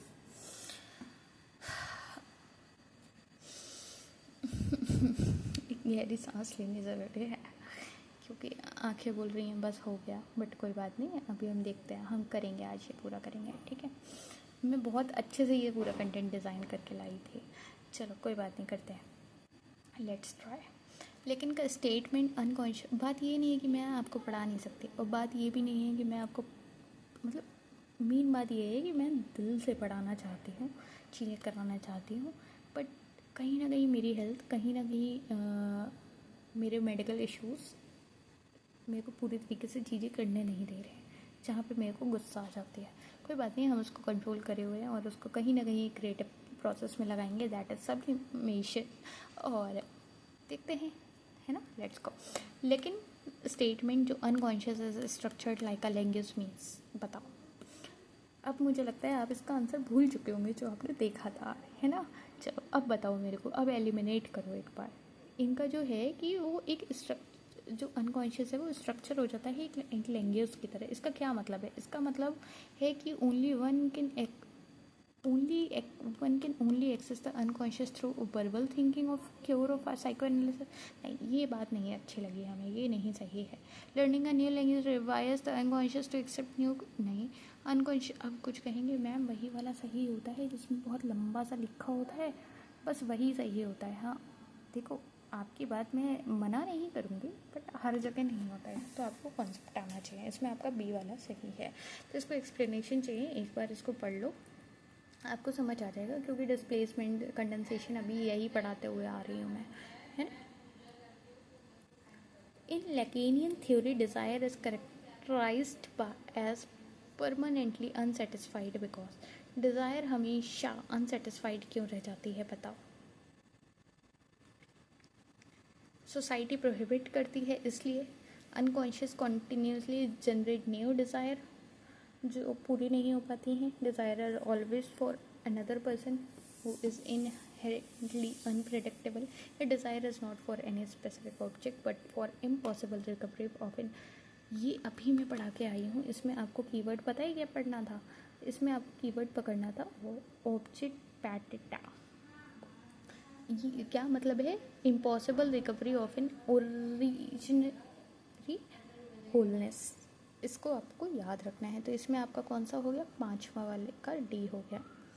अगली बात अगर मैं करूँ, जूलिया क्रिस्टेवा का डिस्टिंक्शन बिटवीन सीमियोटिक एंड सिम्बॉलिक। अब सीमियोटिक और सिम्बॉलिक का डिफरेंस इन्होंने बताया था, जो अभी मैंने आपको रिवाइज कराया था, है ना। अब आप कहोगे कि अरे मैम हम तो भूल गए। अब आप भूल गए तो बताइए अब मैं क्या करूं, बताइए मुझे एक बार बताइए। मैं तो रिवाइज करा रही हूँ ना भाई। अब आप कुछ भी नहीं, इतना दिमाग लगा लो, सीमियोटिक और सिम्बॉलिक में डिफरेंस बताना है, तो कहीं ना कहीं हाँ को ऑप्शन में सिम्बॉलिक और सारे ऑप्शंस नहीं दिख रहे हैं मेरे को, ऐसा लग रहा है। अब देखिए, ठीक, अब आप कुछ नहीं तो इतना दिमाग लगा लो, क्योंकि आपके में नेगेटिव मार्किंग नहीं होती, तो आप इतना दिमाग लगा लो कि यहाँ पे सीमियोटिक और सिम्बॉलिक दोनों दे रखे हैं, और आपका वही वाला कि सबसे बड़ा जो है वही है। वैसे आप भी एक बार पढ़ के देखेंगे, आ जाएगा। मैं थोड़ा सा इसलिए भी जल्दी में हूँ ना, क्योंकि मेरी आँखें जवाब दे चुकी हैं, तो आई वॉन्ट, और क्योंकि कंटेंट में बहुत ज़्यादा लेके आई हूँ आपके लिए, तो मैं चाहती हूँ कि थोड़ा सा हम स्पीड अप करें, ठीक है, कर लें, इतना तो साथ दोगे। हैरोल्ड ब्लूम का एंजाइटी ऑफ इन्फ्लुएंस समझते ही आपको ये समझ आना चाहिए कि उनके अंदर वो एंजाइटी आ गई थी कि हमसे पहले वाले बहुत अच्छा लिख गए। अब हमसे पहले वाला बहुत अच्छा लिख गए तो हमें एंसेस्टर कहीं दिख रहे हैं, प्रिकर्सर्स कहीं दिख रहे हैं, यहाँ दिख गए, ये हमारा आंसर हो गया। जब आपको कॉन्सेप्ट आता होगा ना, तो आपको बस कीवर्ड पकड़ना है, और कीवर्ड पकड़ना मैंने आपको इतनी देर में समझा दिया है। Psychoanalysis reading of Hamlet, Ernest Jones argued that Hamlet can not kill Claudius because, जल्दी बताओ। ये सब मैंने पढ़ाया है, कोई नई चीज़ नहीं है। आप लेक्चर देखो जाके एक बार। उसने इसलिए नहीं मारा था क्योंकि उसकी खुद की ओन रिप्रेस डिज़ायर्स थी। तो इसका पहला वाला आंसर है। अगर आपने ये नहीं पढ़ा है, आपको लेक्चर देखने की ज़रूरत है, ठीक है। इसका आप ये एक्सप्लेनेशन पढ़ेंगे, आपको समझ आ जाएगा। द रियल इन लेकिन्स, अब रियल की बात हो रही है, इमेजनरी, सिम्बॉलिक और रियल। तो इन तीन में रियल क्या है बताओ? इन तीन में रियल क्या है? इन तीन में रियल क्या है? रियल क्या है? जो रजिस्ट करता है, the order of what resist symbolization and representation, ठीक है, दैट इज रियल। इमेजिनरी क्या है? जल्दी से याद करो। 10th क्वेश्चन आपको करना है और आपको बताना है कि कैसे psychoanalytic theory literary criticism differ है fundamentally from new criticism and biographical criticism, इनसे कैसे अलग है, इसका आपको आंसर देना है, ठीक है। चौथी थ्योरी पे हम आ गए हैं, that is feminist literary criticism, जिसमें हमने देखा था Simone de Beauvoir, Millett Showalter, Virginia Woolf, सब इन सब के बारे में देखा था। 3 वेव देखी थी, ये 3 वेव थी। और एक वेव में लीगल सफरेज राइट्स के बारे में बात हो रही थी कि हमको राइट्स मिलने चाहिए, ये मिलने चाहिए, वो मिलने चाहिए। सेकेंड वेव में पेट्रियार्की पे ज़्यादा फोकस था, personalist, political and literary criticism. और थर्ड वेव में intersectionality, difference within the women की बात आ गई थी, है ना। 3 वेव हमने पढ़ी थी। सेकेंड 6 हमने देखा था साइमन डी वेबर, जिसमें हमने ये देखा था one is not born but rather becomes a women. हमने जेंडर को एज अ सोशल कंस्ट्रक्शन देखा था, नॉट अ बायोलॉजिकल डेस्टिनी। और वुमेन को एज अ अदर देखा था, to a men's subject. Kate Millett का सेक्सुअल पॉलिटिक्स में हमने देखा था कि कैसे male writing inscribe patriarchal power over women bodies. Showalter का गाइनोक्रेटिज्म, आपको याद रखना है कि study women writers on their own terms. एक मैंने गाइनोक्रेटिज्म और फेमिनिज्म में अंतर बताया था, है ना। इसके 3 फेज थे, फेमिनाइन, फेमिनिस्ट और फीमेल। फेमिनाइन में क्या थी कि वो इमिटेट कर रही थी मेन को, मतलब पेन नेम अपना मेल रख रही थी और उसके अंडर वो लिख रही थी अपनी जगह बनाने के लिए। फेमिनिस्ट में वो प्रोटेस्ट कर रही थी और फीमेल फेज में वो सेल्फ डिस्कवरी में आ गई थी। साइकस का हमने एक्रेचर फेमिनाइन देखा था, वहाँ पे हमने देखा था कि write from female body, fluid, plural, non linear, writing disturb, phallocentric language, the laugh of the Medusa हमने देखा था, है ना। उसके साथ शायद बैटरी लो हो रही है, कोई बात नहीं, फटाफट करते हैं, मेरी भी हो रही है। इरीगेरे जो था, women defined only as a leg mirror in male philosophy, seeks a feminine that is not negative image of masculinity. Butler की हमने जेंडर इज परफॉर्मेटिव देखा था। ये सारे ऐसे कीवर्ड्स हैं जो आपको फटाफट से रिवाइज कर लेने हैं। आपको ये मेरे ऊपर डिपेंडेंट नहीं रहना है कि मैं एक एक लाइन पढ़ के बताऊँगी, है ना। इंटरसेक्शनलिटी, अभी तक मैंने फिर क्या सिखाया है आपको, बताओ, कुछ नया सिखा पाई हूँ अगर आप इसी बात पे अटके हैं। अगर Gilbert giver, made women in the attic, अभी तक नहीं पढ़ा है, पढ़ लेना भैया, पढ़ लेना, ज़रूर पढ़ लेना। और इनका मॉन्स्टर्स करेक्टर देखना, है ना। अब जस्ट अ मिनट, ठीक है। अब हमने ये देखा था कि साइमन डी वेबर का जो स्टेटमेंट, जो मैं आपसे बार बार कह रही थी कि ये आता ही आता है, one is not born but rather becomes a women. Second 6 में 1949 में ये फाउंडेशनल टू फेमिनिस्ट क्रिटिसिज्म क्यों है, ये बताना है, बताओ जल्दी। मुझे लगता है थोड़ा सा छोटा कर देते हैं, है ना। अब इसमें आप ये नहीं कहेंगे जो लंबा वाला है वही आंसर होगा, है ना। क्वेश्चन पढ़ लो आराम से, अगर नहीं दिख रहा है। दिख गया ना, ठीक है। मतलब मैं अंदाज़ा ही लगा सकती हूँ आपको दिख क्या होगा, ठीक है। चलो, इसमें आप एलिमिनेट भी कर सकते हो अगर आप दिमाग लगा पा रहे हो तो। चलो नीचे से देखते हैं। It claims that women have historically been superior to men, ये तो बात बिल्कुल गलत हो गई। हिस्टोरिकली सुपीरियर कहाँ थी, ऐसा तो थी ही नहीं। It argues that women become fully human only through motherhood and domestic fulfilment. मतलब ये तो वो वाली बात हो गई ना कि बच्चा जब नहीं भी पढ़ के जाएगा तब भी इस ऑप्शन को एलिमिनेट कर देगा। दो को तो एलिमिनेट कर दिया आपने। फिर it establishes that femininity is not natural essence but a social cultural and historical construction making it changeable and opening it to critique. अच्छा, ये कुछ काम की बात लग रही है। It proves that women biological differences make them naturally suited for different social roles. नहीं भाई, इसका आंसर क्या हो गया? बी। मुझे लगता है समझ आ रहा होगा, है ना। ऐसा हवा में तो मैं नहीं करा रही हूँ, जहाँ पे मुझे जो ज़रूरत जैसी लग रही है वैसा मैं करा रही हूँ। केट मिलेट का सेक्सुअल पॉलिटिक्स की जब बात आ जाती है कि वो ग्राउंड ब्रेकिंग, अब ये देखो, ये ऐसे बड़े बड़े से आ जाते हैं, फिर आप डर जाते हो, फिर आपको लगता है अरे क्या आ गया, वो क्या नहीं आ गया, ये बस यही है। मुझे लगता है इतना ठीक है ना। अगर मैं इसकी बात करूँ कि केट मिलेट का, अब ठीक दिख रहा है ना? ठीक है। केट मिलेट का सेक्सुअल पॉलिटिक्स जैसे ही आपने देखा वैसे ही आपके दिमाग में कहीं ना कहीं ये आ जाना चाहिए कि ये पेट्रियार्कल पावर की बात कर रही थी, है ना, पॉलिटिकली। अगर हम देखें तो आपको कहीं इसमें पेट्रियार्कल पावर दिख रही है? मेरे को तो सी ऑप्शन में दिख रही है। आपको दिख गई? हाँ, बस यही आंसर है। मतलब आप ये नहीं कहोगे कि मैम ऐसे मैं कितना क्या याद रखूँगी या दीदी मैं कितना क्या याद रखूँ, बट द थिंग इज़ कि आपको मैं सिखा रही हूँ ना, आपको मैंने पढ़ाया भी है ना, ऐसा नहीं है कि मैंने पढ़ाया नहीं है। मैं सब जितना पढ़ाया है तब मैं उम्मीद रख पा रही हूँ कि आपको इतना आ गया होगा पकड़ना, है ना। अब आपने नहीं पढ़ा है तो इसमें मेरी गलती नहीं है। इलियन शोवाल्टर का जो कॉन्सेप्ट है हमारा गाइनोक्रेटिसिज्म का, अब जैसे ही कि आपको गाइनोक्रेटिसिज्म दिखा वैसे ही आपको दिमाग में आ जाना चाहिए कि ऐसा हमें लिखना है कि हम अपनी सारी बातें अपने तरीके से देख पाएँ।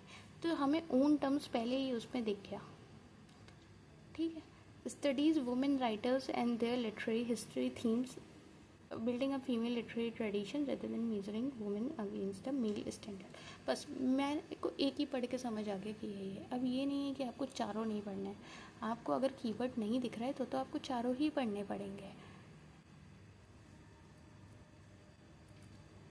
हेलेन सक्सेस का concept of ecriture feminine laugh of Medusa में हमने क्या देखा है? क्या कहती हैं वो कहती हैं, बताओ जल्दी बताओ। फेमिनाइन वाले में अभी मैंने रिवाइज़ किया कराया है। इसका आंसर ज़रा एक बार आप अपने पन्ने पे लिख लो कि आपने क्या देना चाहते हो, फिर मैं आंसर बताऊँ। फिर अपने आप को सही हो तो शाबाशी दे देना, सही ना हो तो अपने आप को जरा सुना लेना थोड़ा सा, ठीक। इसमें आपने दो तो देखो एलिमिनेट कर दिए होंगे कि वो नेटिव लैंग्वेज में लिखना चाहिए, ऐसी कोई बात नहीं की थी इन्होंने। और इनका जो था कि exclusively about domestic and maternal experience and simple accessible prose, ऐसी बात भी नहीं थी। तो क्या थी? अब फिर से आप उसी बात पे आ जाएंगे कि मैम जो लंबा होगा वही आंसर होगा। बट बट हर जगह ये बात सही नहीं होती है ना। यहाँ पे है बात अलग है, हर जगह नहीं होती। A writing practice flowing from female body and the libidinal economy. अब जहाँ मैंने ये बताया था वहाँ आपको लिबिडिनल इकोनॉमी और फीमेल बॉडी, ये फ्लूइड प्लूरल, ये कीवर्ड दिख रहे थे। जहाँ कीवर्ड दिख रहे थे वही आपका आंसर सही था। इतनी देर से मैं आपको वो क्यों बता रही थी कि ये एलिमिनेट हो जाएगा, वो हो जाएगा, जिनको लगे कि आप तो बस कीवर्ड पकड़ रही हो बता रही हो। भाई इसीलिए तो कीवर्ड पढ़ाए हैं। और क्या होती है स्मार्ट स्ट्रेटेजी, और क्या होती है स्मार्ट प्रिपरेशन। सॉरी भाई अगर आंसर दिख गया हो। जूडिथ बटलर्स का जेंडर ट्रबल, अगर नहीं पढ़ा है तो पढ़ लेना। Most radically challenges previous feminist theory by arguing. बताओ। अब देखो जूडिथ बटलर है, फेमिनिज्म वाला केस है, जेंडर ट्रबल है, तो ज़्यादा से ज़्यादा क्या हो रहा होगा? वो कहीं ना कहीं एक इनर एसेंस जो हम बता रहे थे वही बात आ गई और डी हमें आंसर दिख गया। और जिन्हें नहीं दिखा है उन्हें चाहिए एक्सप्लेनेशन, उनके लिए एक्सप्लेनेशन हमारे पास ये है। ये परफॉर्मेटिविटी की हम बात कर रहे थे, जो परफॉर्मेटिव की बात हम कर रहे थे वो ये है। इसको एक बार पढ़ के देखो तब आंखें खुलेंगी आपकी। क्रेनशॉ का कॉन्सेप्ट ऑफ इंटरसेक्शनैलिटी, ये सारे कीवर्ड्स हैं जो आपको देखने को मिल रहे हैं, भले ही कितने भी बड़े बड़े PYQs आ जाए। इंटरसेक्शनैलिटी देखो। अब जिन बच्चों ने, जितना मैं रोज़ पढ़ा रही हूँ और उसके साथ मैं रोज़ क्वेश्चंस दे रही हूँ, 10 क्वेश्चंस दे रही हूँ, है ना, वो भी PYQs हैं। जिन बच्चों ने उतना किया है आज की क्लास उनको तो ऐसे ही भाग गई होगी, मतलब कि भाई मैं तो सारे आंसर कर रहा हूँ या कर रही हूँ। बट इट डिपेंड्स कि आप क्लासेस रेगुलरली कर रहे हो या नहीं कर रहे हो। इसका आंसर आप बताओ। Gender operation can not be analyse independently. Third, intersectionality है। थर्ड वर्ल्ड वुमेन से क्या मतलब, फेमिनिस्ट थ्योरी, इकोनॉमिक्स से क्या मतलब, कलर शुड सेपरेट फ्रॉम, क्या ही मतलब है भाई। ये तो हमारा ये इंटरसेक्शनैलिटी है ना कि these system intersect and compound each other, यही तो है सिंगल एक्सेस। यही हमारा आंसर हो गया। Virginia Woolf, A Room of One's Own, the most important one, contributes to a feminist literary history by arguing। बताओ, A Room of One's Own में उनका क्या कहना था कि एक इंसान, एक वुमेन के पास अगर खुले तरीके से लिखना है तो उसके पास पैसा होना चाहिए और ख़ुद का एक कमरा होना चाहिए जिससे वो अपने आइडियाज़ नेचुरली लिख पाए, है ना, to write fiction. Women needed material condition, money and private space along the, ये मुझे देखने को मिला और ये हमारा हो गया। और इन्होंने absence of female Shakespeare not lack of talent बताया था और ये हमारा बी ऑप्शन आ गया सही। वर्जीनिया वुल्फ अगर अभी तक नहीं पढ़ी है तो बेटा आपने कुछ नहीं पढ़ा है, पढ़ लेना, ठीक है।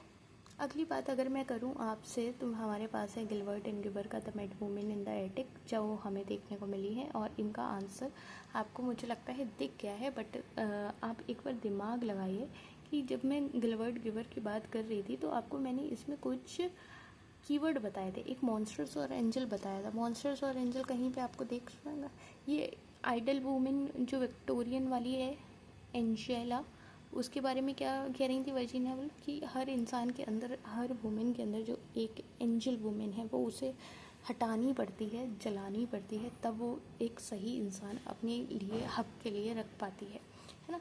तो ये मॉन्स्टर्स और एंजल वाली बात आ रही थी, तो हमें आंसर सी दिख गया है सही, ठीक है। अगली बात अगर मैं करूं आपसे तो हमारे पास है इरिगेरे का, जो हमारे पास western philosophy of psychoanalysis by arguing. इसका आंसर मेरे को बताओ। अब देख रही हो कितने बड़े बड़े आपको ऐसे क्वेश्चंस देखने को मिल रहे हैं जहां आपकी वो दिमाग हिल जाता है कि क्या ही पूछ लिया, समझे। और ये आया हुआ क्वेश्चन है, मेरा बनाया हुआ नहीं है, तो इसलिए ध्यान दे लो। पुराना है तो क्या हुआ, क्या पता पुरानी चीज़, पुराना फैशन जब लौट के आ सकता है, पुराना क्वेश्चन नहीं आ सकता। बताओ, इरीगरी की अगर हम बात कर रहे हैं तो क्या मिरर स्टेजन लेकिन आ रहा होगा, नहीं। Psychoanalysis neutral scientific discipline आ रहा होगा, नहीं। तो क्या आ रहा होगा, इन दोनों में आ रहा होगा। अब कुछ लोग कहेंगे जो लंबा वाला आंसर है वही आ रहा होगा। लंबा वाला एक बार ध्यान से पढ़ लो जरा, हाँ यही आ रहा है ना। Western philosophical and psychoanalytic traditions including Freud define women as solely as lacked efficiency और mirror of the for the male subject, यही आपका आंसर है। आ गया समझ में।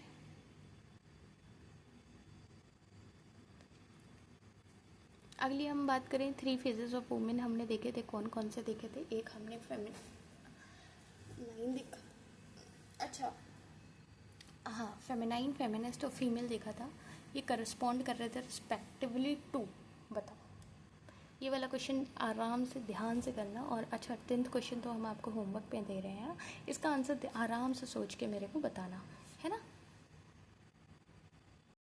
अब आ गए हैं हम अपनी लास्ट थ्योरी पे, जो हमने करी है कवर डे 19 में, पोस्ट कॉलोनियल लिटरेरी क्रिटिसिज्म, जिसमें हमने एडवर्ड सेड का ओरिएंटलिज्म देखा कि कैसे वेस्ट की का रिप्रेजेंटेशन रहा है east as a fake image, कि उन्होंने इन्फीरियर महसूस करा दिया था कि आप इन्फीरियर हैं ना। जैसे ब्रिटिश का रूल हुआ तो इंडियन अपनी ही भाषा को, अपनी ही मातृभाषा को बेकार समझने लगे, इंग्लिश की तरफ बढ़ते चले गए, वो वाली सारी चीज़ें हैं।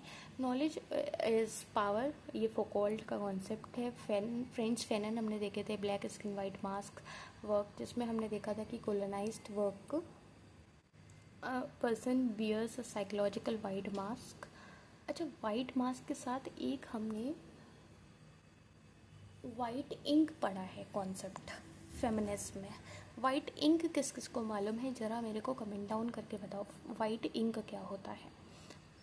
वाइट मास्क और उसका कॉन्सेप्ट क्या है वाइट इंक का, वो बताओ। Internalize colonizers value experience psychic split, language of colonizer, mask over authentic identity, ये हमने पढ़ा। फैनन का हमने रेस्ट ऑफ द अर्थ पढ़ा, जिसमें हमने जाना कि कोलोनियलिज्म की जो टोटल वॉइस है फिजिकल और साइकोलॉजिकल है। मतलब लाइक आप पे जो रूल कर रहा है वो रूल करके चला गया, लेकिन जो ट्रॉमा आपको दे गया वो कहीं ना कहीं साइकोलॉजिकल वे में आपके अंदर रह जाता है। फिर हमने भावा का मिमिक्री का कॉन्सेप्ट पढ़ा। मिमिक्री में हमने देखा कि उनका कहना था कि mimicry is not a bad thing, it's not weakness, it's a form of resistance. कि हाँ, अगर कोई इंग्लिश नॉवल लिख रहा है और इंडिया का कंटेंट डाल रहा है, मतलब रूरल कंटेंट डाल रहा है, दैट इज़, हाँ हम स्टाइल कॉपी कर रहे हैं बट हम बात तो अपनी कह रहे हैं ना। दैट इज़ मिमिक्री का कॉन्सेप्ट भावा से रिलेटेड है, जो आपको याद रखना है। और इसमें अगर मैं बात करूँ, almost the same but not quite. This slippage is threatening and subversive, not merely submissive. अगर मैं भावा का हाइब्रिडिटी का कॉन्सेप्ट या थर्ड स्पेस की बात करूँ, तो उनका कहना था कि new hybrid meaning emerge in the between, कि कल्चरल स्पेस एक ऐसा हाइब्रिड स्ट्रक्चर बन जाता है। हाइब्रिड स्ट्रक्चर बनने का मतलब है कि अब जैसे अंग्रेज हमें अंग्रेजी सिखा गए, सब कर गए, सारी चीज़ें हो गई, हमने वो सीख ली, कर ले, लेकिन हम जीन्स पहन रहे हैं, ये सारी चीज़ें कर रहे हैं, इंग्लिश एजुकेशन, इंग्लिश किताबें, सारी चीज़ें कर रहे हैं और साथ में होली दिवाली कर रहे हैं। That is a hybrid culture. Spivak का हमने देखा था, गायत्री चक्रवर्ती स्पिवाक का हमने सबल्ट्रन स्पीक देखा था। तो इसमें हमने देखा था कि कैसे उन्होंने बात रखी कि जो मार्जिनलाइज्ड कोलोनियल सब्जेक्ट होते हैं, चाहे हमारे फीमेल हों, चाहे हमारे जो भी वर्किंग क्लास के हों, उनकी आवाज़ दबा दी जाती है और उनकी बात नहीं सुनी जाती है। चिनिया एक्वे के बारे में, जिनके बारे में मैंने कहा था कि challenged Heart of Darkness as a racist text, ये अफ्रीकन कैरिबियन में हम इसको और डिटेल में पढ़ेंगे, वहाँ हम समझेंगे कि कैसे इनका वो कहना था कि जो हमारा रेसिस्ट वाला साइज है ना, उसको ज़्यादा देखा जा रहा था, उस पर ज़्यादा ये फोकस कर रहे थे। डीकोलोनाइजिंग द माइंड आपने अपने पोस्ट ग्रेजुएशन में पढ़ा होगा, जहाँ आप देख रहे होंगे कि writing in colonial language perpetuate mental colonialism, writer should use the mother tongue पे बात हो रही थी। और राइटिंग बैक की अगर मैं बात करूँ, तो आप इसमें देखने को मिल रहा था कि post colonial literature appropriate and transform colonial language in form to tell their own stories. अब आ जाते हैं हम इसके क्वेश्चन पे फटाफट कि एडवर्ड सईद का जो हमारा ओरिएंटलिज्म है वो क्या आर्ग्यू कर रहा है। वो हमारा आर्ग्यू कर रहा है कि कैसे हमारी एक फेक इमेज बना दी जा रही थी ओरिएंट के बारे में, और इसका आंसर आपको देखने को मिल गया बी, है ना। मुझे लगता है क्योंकि ये मैंने डे 19 पे पढ़ाया है, तो मुझे लगता है कि इसमें मुझे ज़्यादा समझाने की ज़रूरत नहीं है ना। अब डे 19 पे पढ़ाया है, डे 20 पे मैं आपको ये करा दे रही हूँ, तो बताओ ज़्यादा बताने की ज़रूरत है नहीं ना। आप इसको खुद कर पा रहे हो, होमवर्क दे दूँ मैं? नहीं, चलो एक बार करा देती हूँ। Frantz Fanon analysis in black skin white mask क्या है। अब ब्लैक स्किन वाइट मास्क मैंने अभी आपको बताया ना, अगर आपने डे 19 नहीं भी देखा है, अभी मैंने आपको बताया था ब्लैक स्किन वाइट मास्क, जहाँ पे मैंने वाइट इंक वाला क्वेश्चन पूछा है, तो उसके हिसाब से आप इसका आंसर खुद करेंगे, सेकंड वाला। अच्छा, आपको आंसर ही दिख गया, फिर अब क्या बात है। फिर भी एक बार आप अपने आप से पढ़ के देखना, है ना। अपने आप से पढ़ के देखोगे तो ज़्यादा अच्छे से समझ में आएगा। क्योंकि अब देखो, अगर आपको होमी के भावा दिख रहे हैं और मिमिक्री का कॉन्सेप्ट दिख रहा है, कितना भी बड़ा दिख रहा हो, है ना, कितना भी बड़ा क्वेश्चन दिख रहा हो, जैसे ही आपको मिमिक्री दिखे, होमी के भावा दिखे, जैसे ही होमी के भावा दिखे, मिमिक्री दिखे, वैसे ही आपको क्या जानना है कि आप यहाँ पे जो ये वाली लाइन है, that is simultaneously submissive and submissive, ये बस आपको घुमा रहे हैं। बात इतनी सी है कि colonize subject near perfect imitation of colonizer, almost the same but not quite, इस बात को याद रखना बस। अगली बात अगर हम करें, अब आप सोच रहे हो कि मैम इतनी जल्दी आप कहाँ की हो, इतनी जल्दी मैं आपको क्या बताऊँ कि मैं किस हाल में बस हूँ। कोई बात नहीं। गायत्री स्पिवाक का अगर मैं कहूँ द सबाल्टर्न, अब जैसे भी आपने सबाल्टर्न देखा, वैसे आपको मार्जिनलाइज्ड ग्रुप याद आ जाने चाहिए जिनकी आवाज़ नहीं सुनी जा रही है। अब कौन से वाले ऑप्शन में उनकी बात नहीं सुनी जा रही है, जल्दी बताओ। Which is its disturbing conclusion that, बताओ। Oral tradition preserve subaltern speak effectively, नहीं। बात ही नहीं सुनी जा रही है ना। लर्न टू राइट, पार्टिसिपेट नहीं। Intellectual like Spivak herself can successfully give, इन्होंने अपनी आवाज़ से उसको दे दी। यहाँ तो कंक्लूजन पूछ रहे हैं ना, तो आपका क्या हो गया, डी। हाईलाइट कर दो वरना आप कहोगे आपने हाईलाइट नहीं किया आंसर, है ना। भाभा का थर्ड स्पेस ऑफ इनंसिएशन या फिर हाइब्रिडिटी का कॉन्सेप्ट, मतलब एक प्लेस जहाँ पे दो चीज़ें आ रही हों, दो चीज़ें एक, फिर आप बताओ कहाँ पे आ रही होंगी। दिख गया क्वेश्चन, पूरा दिख गया आराम से। ये वाला क्वेश्चन खुद से करना चाहोगे? नहीं बताऊँ आंसर क्योंकि अच्छा क्वेश्चन नहीं है। चलो फिफ्थ वाले का आंसर आप बताओगे, ठीक है। सिक्स्थ वाले में जैसे कि मैंने आपको बोला कि जो ये हैं ये रेसिज्म से रिलेटेड है, तो इसके हिसाब से एक बार आप, क्योंकि मैंने ये आपको पढ़ाया नहीं है तो मैं आपको ज़्यादा फोर्स नहीं करूँगी, बट इसका आंसर एक बार आप सोच के देखना, कमेंट डाउन करना, जिससे मैं समझ पाऊँ कि आपकी थिंकिंग कहाँ तक जा रही है ना। ऐसे ही हमारा सेवेंथ क्वेश्चन है, क्योंकि ये भी मैंने आपको नहीं पढ़ाया है तो मैं आपसे ज़्यादा तो उम्मीद नहीं रखूँगी, बट इतनी उम्मीद रखूँगी कि एक बार आप इसको ट्राई करके देखना खुद से, है ना, क्योंकि ये अच्छे क्वेश्चन हैं जो आए हुए हैं और 2020 में ही आया है, ठीक है। Again the question writing back अभी मैंने आपको रिवाइज़ कराया है, तो इसका क्वेश्चन आंसर तो आप ही को करना है ना। इतने सारे क्वेश्चंस हमने, कितने क्वेश्चंस किए हैं हमने, 5 थ्योरी 50-60 क्वेश्चन कर लिए हैं हमने, है ना। और कितने टाइम में किया है हमने, 1 घंटे में। मतलब सोचो कितने अच्छे से हम चल रहे हैं ना सिस्टमेटिकली। थू थू थू थू थू बाहर पढ़ा के ओह, इसका आंसर आपको दिख गया, अदरिंग।